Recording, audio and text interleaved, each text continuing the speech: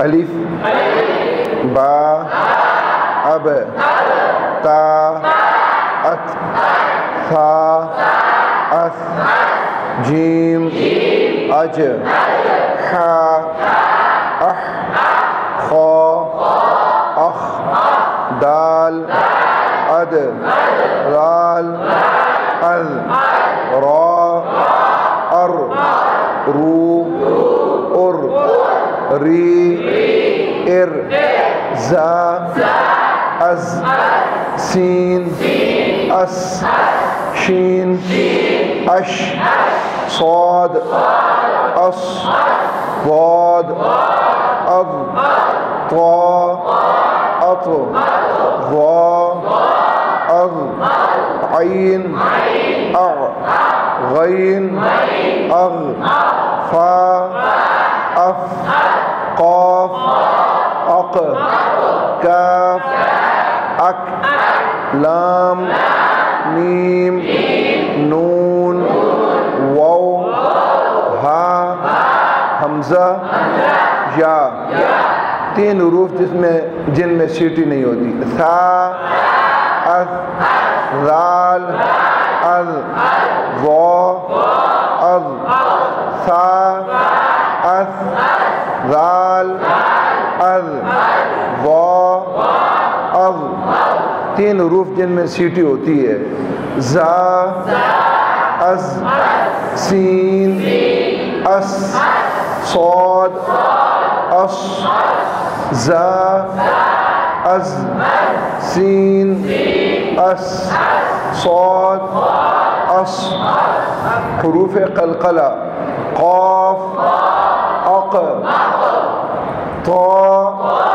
اط با اب جیم اج دال اد قاف اق طا اط با اب جیم اج دال اد حروف حلقی حمزہ ہا عین حا غین خا حمزہ ہا عین حا غین خا حمزہ ہا عین حا غین خا سات حروف جو موٹے پڑے جاتے ہیں حروف مستعلیہ خا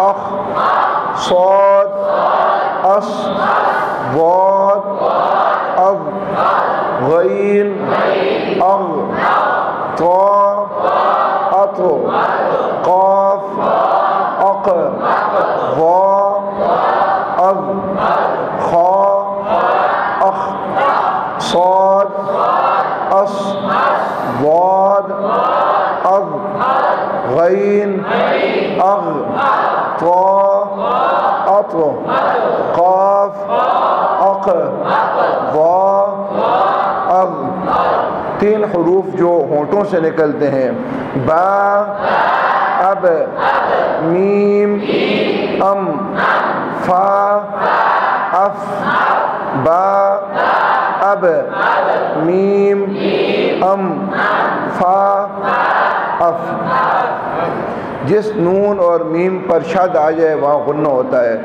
ان مم نون ساکن اور نون تنوین پر اخفا ہوتا ہے ان کنتم دیکھیں غنہ ہوتا تو اس طرح ہوتا ان کنتم یہ غنہ ہے میں نے مثال دی ہے غنہ ہوتا تو اس طرح ہوتا ان کنتم اور اخفا ہے تو اس طرح ہوگا ان کنتم غنے میں بھی ناک کے اندر تھوڑی دیر آواز رکتی ہے اخفا میں بھی لیکن تھوڑا آواز کے اندر فرق ہوتا ہے وہ بتا رہا ہوں ان کنتم لیکن اگر نون ساکن اور نون تنوین کے بعد حروف حلقی میں سے کوئی حرف آ جائے تو وہاں اخفا نہیں ہوگا، اظہار ہوگا. منہم، اس کو منہم نہیں پڑھیں گے، کیا پڑھیں گے؟ منہم.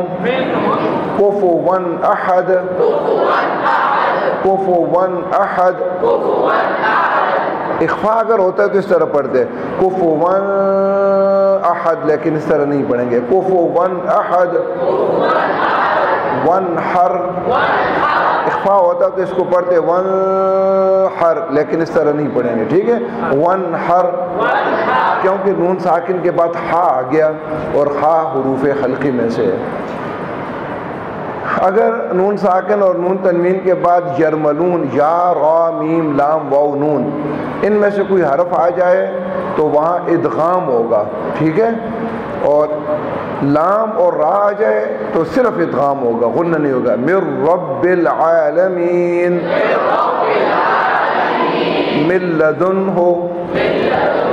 دیکھیں اس میں من رب تھا اور من لدن تھا، لیکن ادغام ہو گیا تو نون کی آواز ختم ہو گئی، ٹھیک ہے؟ لام اور رے میں نون کی آواز بالکل ختم ہو جاتی ہے.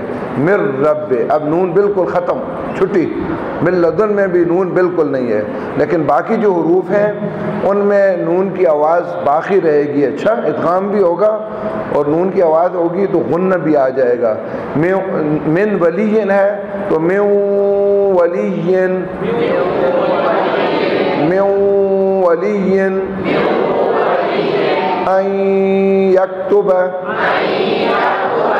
نون ساکن کے بعد یا آ گیا یرملون میں سے، ٹھیک ہے؟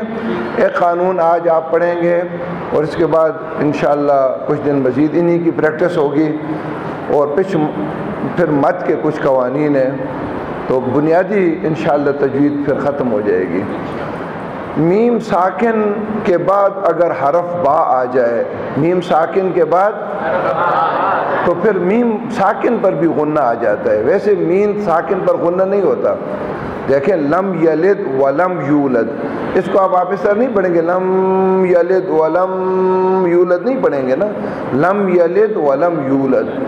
تو میم ساکن پر غنہ نہیں ہوتا، لیکن ایک صورت میں ہوتا ہے. وہ صورت کیا ہے کہ میم ساکن کے بعد با آ جائے. کیا آ جائے؟ وما ہم بمؤمنین. دیکھیں نا، وما ہم میں ہا کے بعد میم ساکن آ گیا اور اس کے بعد بمؤمنین کا با آ گیا ہے، تو یہاں اب ہم غنہ کریں گے وما ہم بمؤمنین. اور یہ بھی آپ نے پڑھا تھا نون ساکن نون تنوین کے بعد با آ جائے تو اس کو میم بنا لیتے ہیں نا، تو جب میم ہوتا ہے تو پھر وہاں بھی غنہ ہو جاتا ہے. میم بعد، اگر آپ سے کوئی پوچھے میم ساکن پر کب غنہ ہوتا ہے تو آپ کہیں جب اس کے بعد با آ جائے. با کے بعد کوئی حرف بھی آئے گا غنہ نہیں ہوگا. بات سمجھ آ گئی ہے؟ انشاءاللہ آئندہ جو صورت آپ پڑھیں گے تو اس کو وائٹ بورڈ پر لکھ کر اس کا ہم اجرا کریں گے، ٹھیک ہے؟ ایک ایک حرف کے بارے میں کچھ بتائیں گے، کچھ آپ سے پوچھیں گے کہ مثلا ارائیتا تو را موٹا ہوگا یا پتلا، آپ نے بتانا ہوگا کہ موٹا ہے.